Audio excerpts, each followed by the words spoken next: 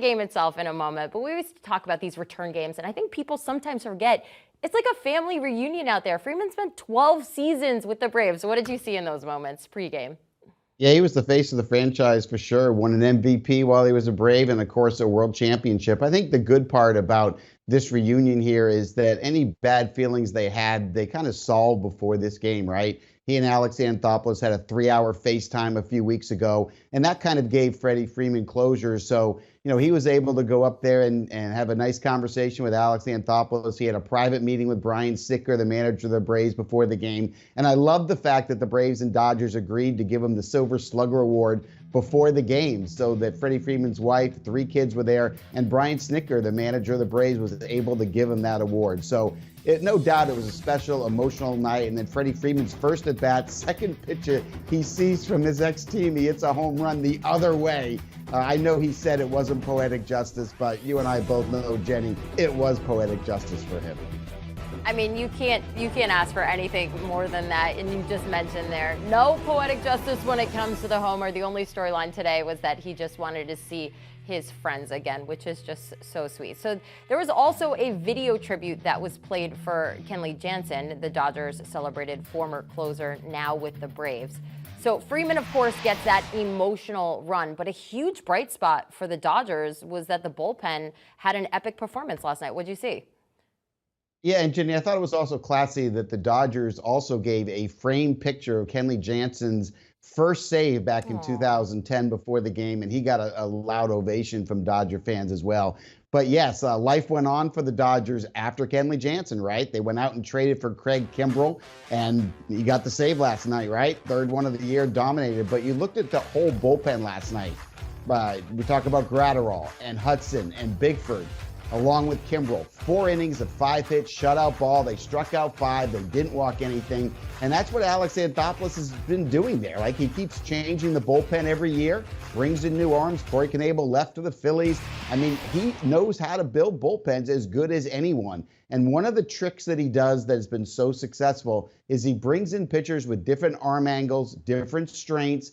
Gratterall's got that bowling ball sinker. Kimbrell's got the big 4-seam fastball with a curveball. Bickford's got that little lower arm angle, and that's really resulted in why the Dodgers, to me, remain the favorites to get back to the World Series in the National League. Clearly, they are doing something right there. All right, we got a couple more hits for Seiya Suzuki, batting 400 now. His 9-game hitting streak, the longest for a Cubs batter to start in a major league career since 1943. What is the limit on the impact that he could have for the Cubs? Well, I guess the limit would be what he did last year in Japan when he won the MVP award in the Premier League, right? I mean, he's that good. I'll tell you one thing. He's already going to win the National League Rookie of the Year award. I apologize to Hunter Green of the Reds, who will be certainly in the top 3. But Suzuki's going to win this award. And there's a lot of GMs, Jenny, right now that are kicking themselves that they weren't more aggressive in trying to sign him as a free agent, like the Texas Rangers, who dropped $500 million on free agents and yet didn't make a strong push for Suzuki. The Cubs got him 5 years, $85 million, plus the $15 million posting fee. So it's going to be a steal for them. Let's talk about what he's done on the field, though. Right now, he's in the 100th percentile in chase rate. Leads the league with an 8.4%. That's unbelievable.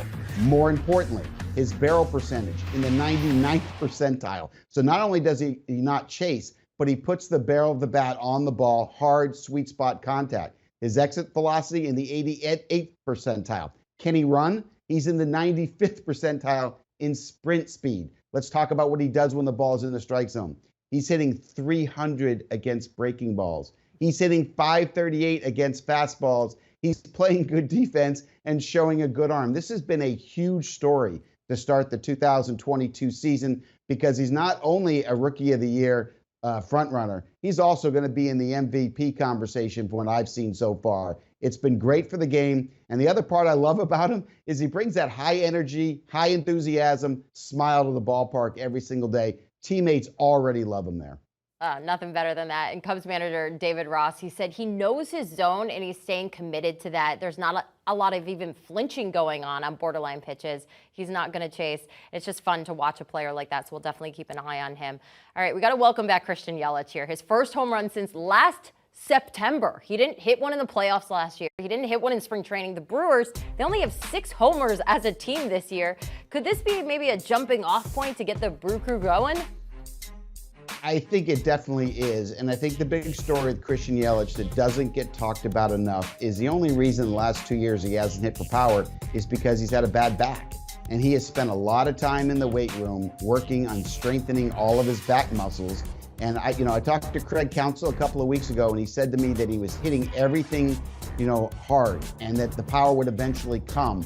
The back appears to be fine. That's a really good sign, because if Milwaukee's going to be able to beat St. Louis in the NL Central, they're going to need Yelich to hit for power. They need 25 to 30 home runs from him. He's going to hit for average, but they need the power as well. This is a team with 6 home runs right now. They haven't been able to hit the ball out of the ballpark as a team, but I think that will come. I think Hunter Renfroe will start going yard. This team can pitch with the best of them, but they got to score runs, and they are not winning this division unless Christian Yelich turns around and is the player we saw 3 years ago, Jenny. Yeah, he only had 9 home runs all of last season. That was his least productive year in the big league. So hopefully this is a start of a change for him.